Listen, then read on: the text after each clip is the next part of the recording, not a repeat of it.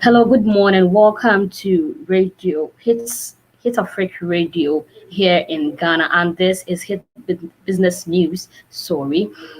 Now let's go straight to our headlines.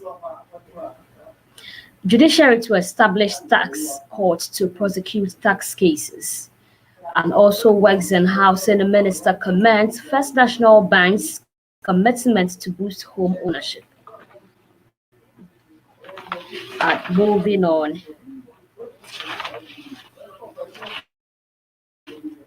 The International Monetary Fund (IMF) says it is more important now than ever that Ghana balances its developmental spending needs against the coming up. Now the news in details.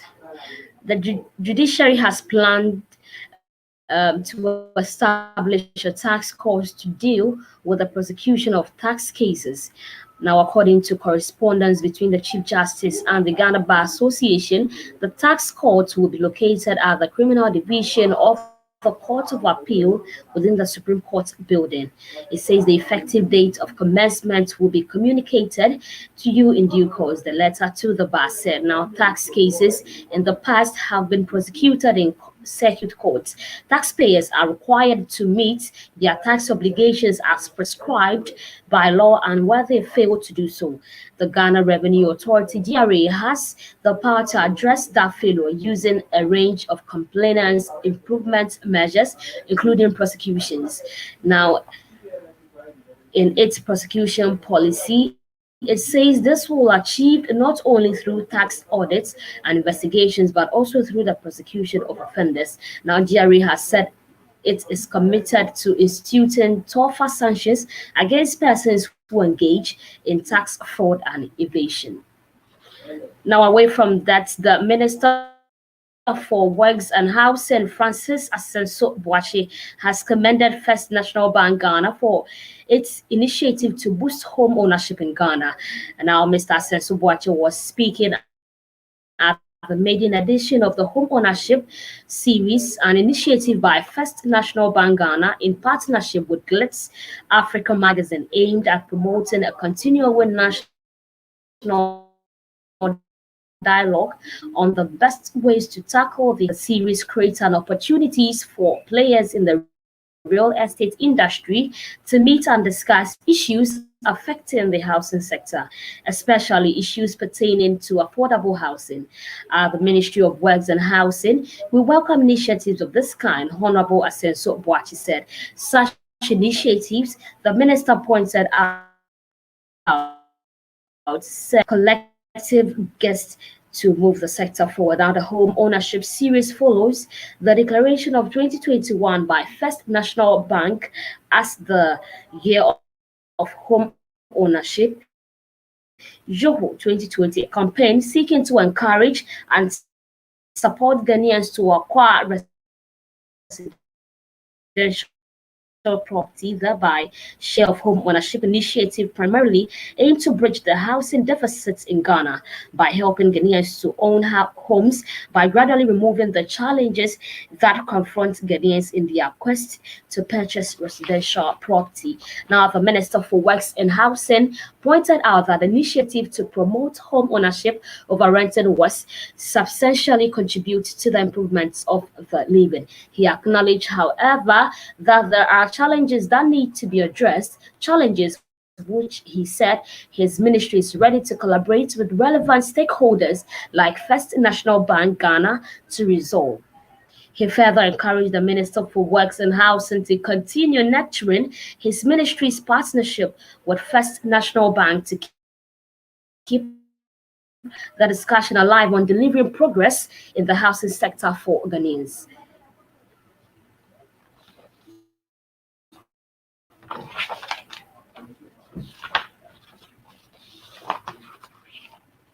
The International Monetary Fund (IMF) says it is more important now than ever that Ghana balances its developmental spending needs against the rate of debt debts accumulation by the country.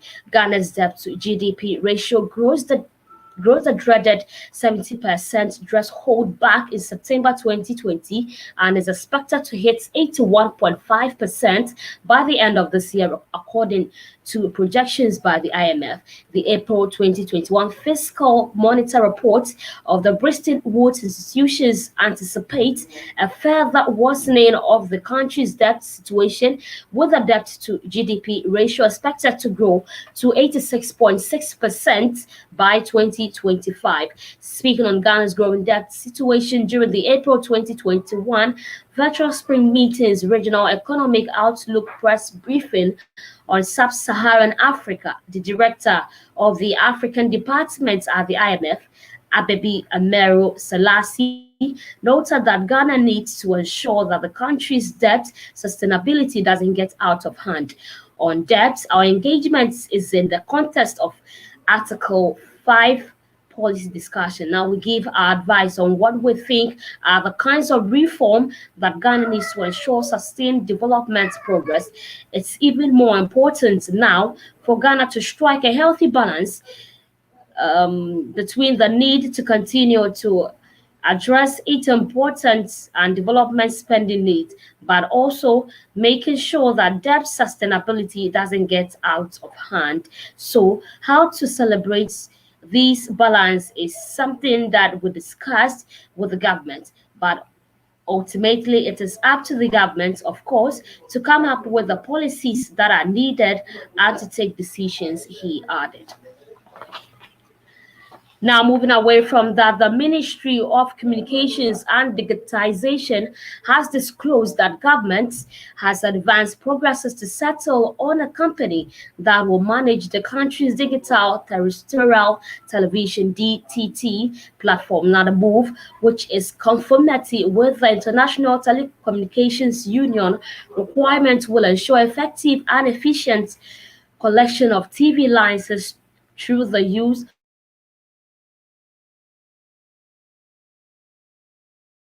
of technology. The structure that will be used by the company for the migration with the establishment of the Central Digital Transmission Company Limited.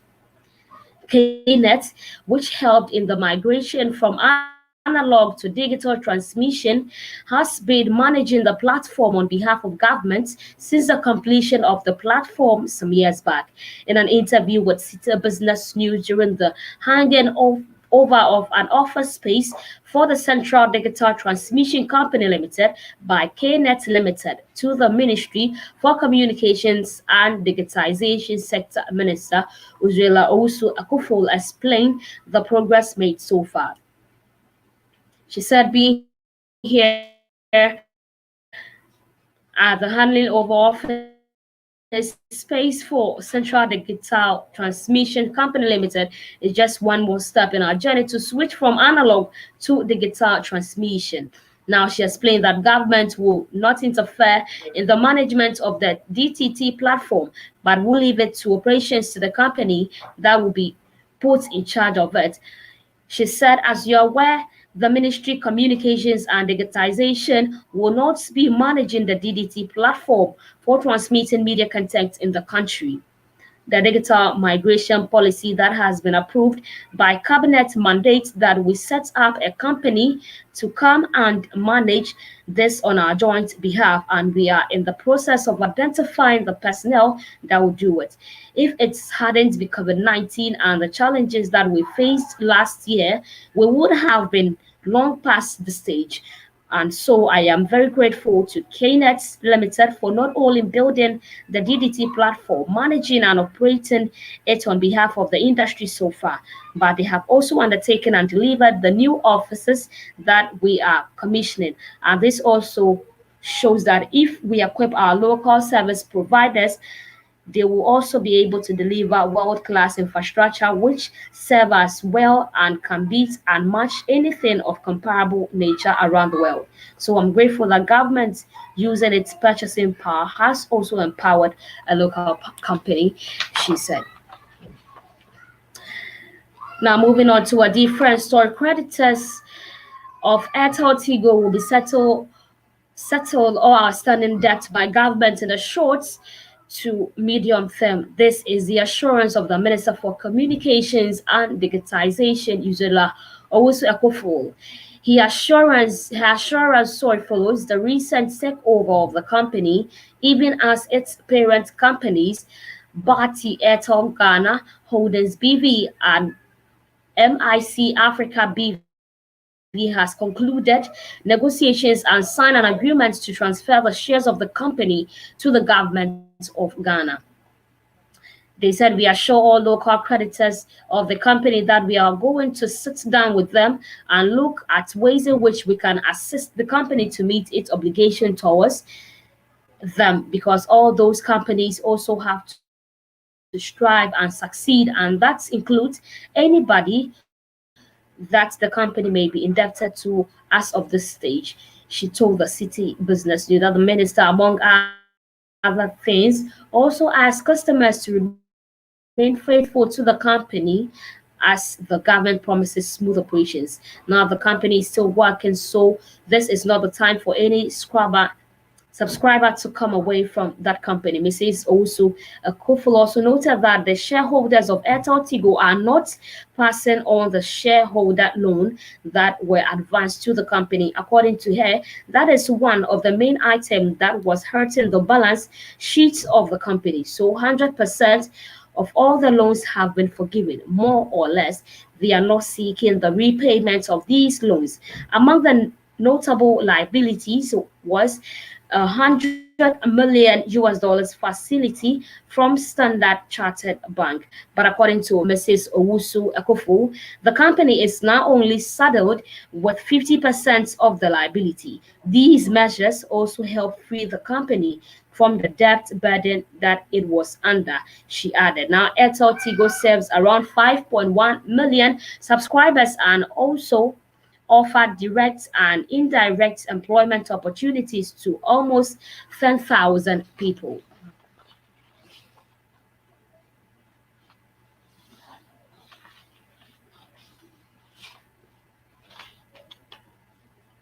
Now let's move on to Nigeria. Twitter's new Ghana-based stocks Nigeria tech fears. Now Nigeria have lashed out their tech regulators after Twitter unveiled plans to build its first Africa theme in Ghana on Monday, and will explore plans to open an office in Nigeria, African largest tech hub, which hampers innovation with red tape, limited access to finance, and poor power supply, tech firms said on Twitter. It is no longer enough for Nigeria to just be a big market, said Flutterwave's former managing director. Now, Nextdoor is a very competitive neighbor who is doing all the right things to make itself the hub of West Africa. With the after they can sit in Ghana and extract endless from us. How do we compete? Ghana's population of 31 million people has 8 million social media users, while Nigeria has 200 million people and 33 million social media users. Another user said, adding, we can to kill small businesses, oppress young people. Another tech and development consultant said, Twitter going to Ghana instead of Nigeria is a sign of weak policies on emerging businesses and enabling environment for businesses to strive. Others defend the move, claiming remote positions would create jobs for techies across the continent. Twitter says it chose Ghana as an entry point due to the country's strong democracy, freedom of speech, and its hosting of the headquarters of the African Continental Free Trade Agreement, which started trading in January 2021.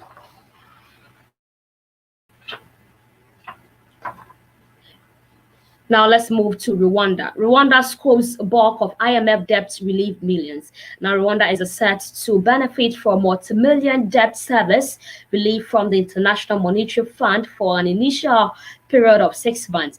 The IMF has said in a statement the development follows its approval for a third tranche of grants for debt service relief for 28 member countries, and that Hitzafrik Containment and Relief Trust. This is a third debt service relief to Rwanda. This is part it is part of the fund's efforts to pause the collection of the debt from a number of countries to help them deal with the impact of COVID-19 pandemic. As of April 13, 2020, Rwanda recorded 23,535 COVID-19 cases and 21,272 recoveries and 316 deaths. Now, straight to South Africa. South Africa President Cyril Ramaphosa has said that the continent needs to build a vibrant and innovative medical supplies manufacturing capability that meets the health needs of the African people. Speaking at the high level virtual conference on Africa's vaccine manufacturing for health security, Ramaphosa said that throughout the COVID-19 pandemic, Africa has demonstrated that it has extensive and substantial capabilities, resources, skills to address the challenges giving rise to the pandemic. It says our last task now is to harness all these capabilities and to draw on the experience of the past year to build a manufacturing capability that meets the health needs of the continent's people. This means that in the medium term, we need to expand existing capabilities into regional hubs that serve the continent as a whole. President Ramaphosa said. Now, as of April 13, 2021, Africa has recorded 4,358,752 confirmed cases of COVID-19, 4 proved fatal, and 3,914,614 resulted in recoveries. Vaccinations administered across the continent to date total of 8,871,870.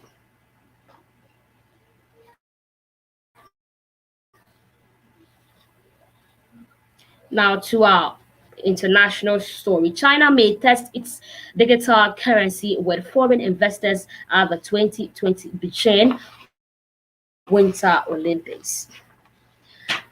Now, China is trying to make it possible for foreign athletes and visitors to use its digital currency during the Beijing Winter Olympics in 2020. A top first test for China's digital currency with international users. Lei Bu, deputy governor of the People's Bank of China, also said the aim of digital yuan is not to replace the US dollar's dominance on the international stage. For the upcoming Beijing Winter Olympics, we're trying to make a CNY available not only to domestic users but also to international athletes and like visitors.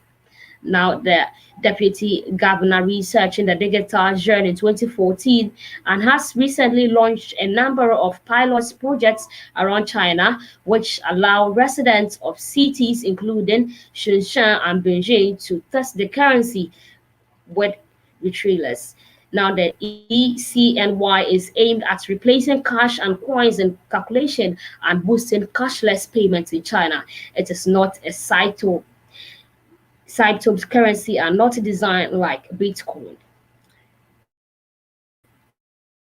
Lai said the Chinese central bank will include more scenarios and more cities to test the digital yuan. The deputy governor said there is no timeline yet for nationwide rollout of the digital yuan, but the BPOC needs to increase the scope of its pilot projects and strengthen the technology infrastructure and operating the digital currency.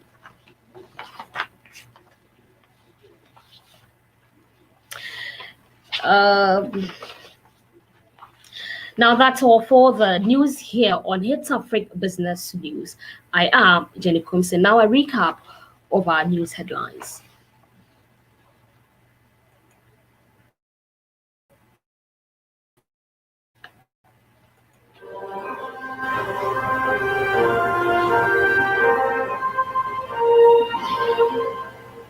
Now to some story, we had government to hand over management of DTT platform to private firm, and also government to hand over management of TTD platform to private firm, and creditors of Airtel Tigo to be settled by Venezuela. And the International Monetary Fund (IMF) says it is more important now than ever that Ghana balance its developmental spending needs against the rate of debt accumulation by the country. These and many more stories are brought to you this morning. I am Jenny Combs, and enjoy.